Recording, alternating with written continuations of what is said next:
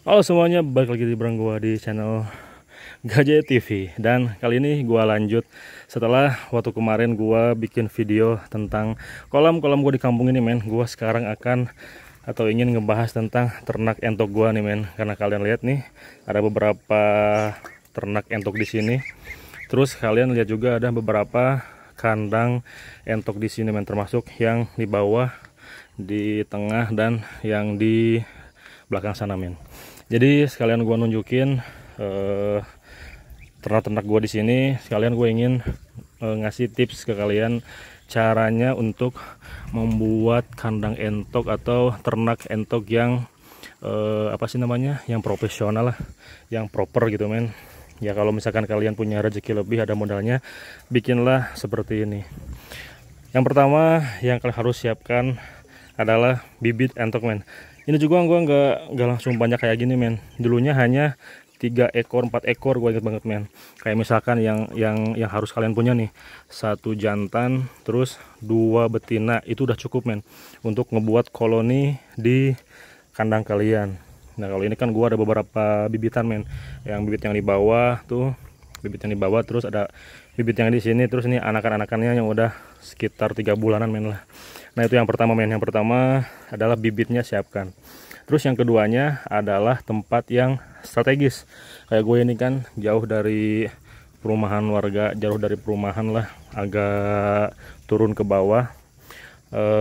Lumayan strategis juga untuk kita membuat kandang ternak biar nggak bau dan nggak mencemari lingkungan sekitar. Itu yang kedua. Yang ketiga, siapkan kandangnya, men. Tuh, ini ada beberapa kandang. Jadi gue bisa jelasin ke kalian, men, kenapa di sini ada beberapa kandang nggak dibuka aja gitu loh, men. Jadi gue bisa jelasin ke kalian. Untuk kandang yang pertama yang harus kalian punya itu adalah kandang untuk pembibitan. Tempat bertelurnya seperti ini, men. Ini ada 1 2 3 4 5. Ini ada 5 tempat bertelur. Kebetulan enggak lagi pada bertelur nih, jadi kosong nih, men. Seperti ini, cukup sederhana, pakai papan-papan kayu. Nah habis itu harus ada tempat pemisahan nih. Jadi ketika udah bertelur, udah netes, disimpan di sini, men, untuk dipisahkan dari induknya. Tuh di atas ada telur ayam kayaknya itu. Nah itu, men. Nah udah beres dia diisolasi ke sini nih. Misalkan umur 1 minggu, pindahin ke sini pakai lampu biar hangat. Lanjut pindah, men, pindah ke kandang yang tingkat ini nih. Nah kalau udah umur sekitar 2 bulan maju ke 3 bulan, pindah ke sini nih, men. Pindah ke sini di kelompok-kelompokkan. Jadi ada sirkulasinya, muter tuh, men, dari bertelur, kandang lampu, pindah ke sini. Nah setelahnya udah dia pada gede, bisa dilepas di umbaran sini, men. Nah itu. Dan yang keempat nggak kalah pentingnya adalah air. Air itu penting banget, men. Kayak gue ini kan ada 2 kolam, satu yang atas dan satu yang bawah yang kebetulan lagi surut, men. Nah air itu fungsinya untuk minum pastinya, karena entok-entok ini doyan minum banget, men. Terus kalau nggak ada air, dia itu kotor banget. Jadi harus ada airnya, men, atau kolam sumber air lah intinya itu. Dan tadi yang keempat, yang terakhir, persediaan pakan yang harus selalu ada, men. Kayak dedak, terus bekas nasi-nasi, bekas sayur-sayur yang dibuang gitu, men, itu jangan dibuang. Itu harus kalian selalu ada, karena entok-entok ini makannya banyak banget. Jadi kelebihan mereka ini susah atau jarang sakit, men. Jarang sakit. Mereka bandel karena penyakit, bandel karena cuaca. Dia insya Allah lah, dia jenis hewan yang cukup bandel untuk terkena penyakit, men. Namun salah satu kekurangannya itu dia makannya boros, men. Itu poinnya tuh, men, dia makannya boros. Jadi harus selalu sedia makan, harus selalu sedia pakan alternatif, kayak salah satunya gedebuk pisang, eceng gondok, genjer, kayak daun-daunan gitulah, men, dia doyan.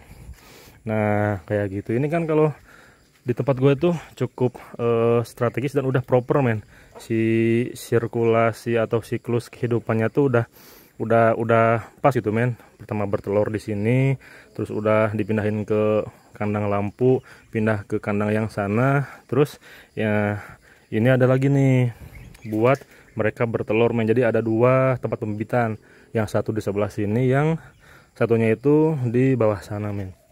Jadi si entok itu nggak nyatu, nggak nyampur men, dipisah-pisahkan, mana yang udah besar, mana yang ngebibit, mana juga yang masih bertelur kayak gitu. Cuma kalau misalkan disatuin semuanya itu nggak akan beres. Kenapa? Karena yang pertama nanti akan rebutan makanan, yang keduanya habis di ini sama yang gede-gede men. Ini galak juga men nih, entok-entok yang gede-gede itu galak juga men.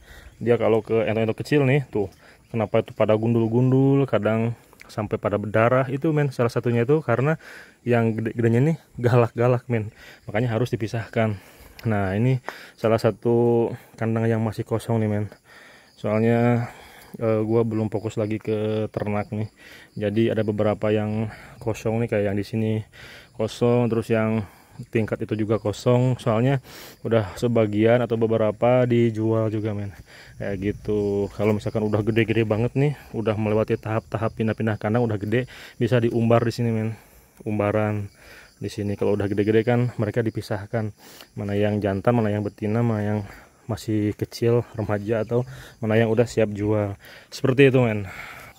Nah mungkin itu adalah beberapa tips dari gua men, tentang apa aja yang harus kalian persiapkan ketika kalian ingin membuat kandang entok yang proper atau yang profesional lah men. Misalkan kalian punya modal ingin bisnis, bikinlah kandang yang seperti ini. Kecuali kalau misalkan kalian hanya sebatas ingin membuat kandang-kandang entok buat hobi, itu nggak masalah men. Nanti ada lagi tipsnya lah kalau untuk asal-asalan bikin gitu men. Tapi kalau misalkan kalian niat untuk usaha, untuk bisnis, ya seperti ini harusnya men. Kandangnya itu seperti ini, persiapannya udah gua kasih. Terus apa aja yang harus kalian siapkan, tips-tipsnya apa aja. Mungkin untuk kedepannya kalian ada pertanyaan bisa simpan di kolom komentar, nanti akan gua jawab dalam bentuk video men. Cukup sekian untuk video kali ini. Jangan lupa like, share, dan subscribe agar kalian gak ketinggalan video-video terbaru dari gua men. Karena kedepannya gua akan bikin lagi video-video yang pastinya yang berhubungan dengan hewan, entah itu hewan ternak, ikan, unggas, atau hewan-hewan lainnya men. Jadi kalau kalian ada saran, kritik, pengen video apa, tinggal tulis di kolom komentar. Gue pamit, akhir kata, assalamualaikum warahmatullahi wabarakatuh.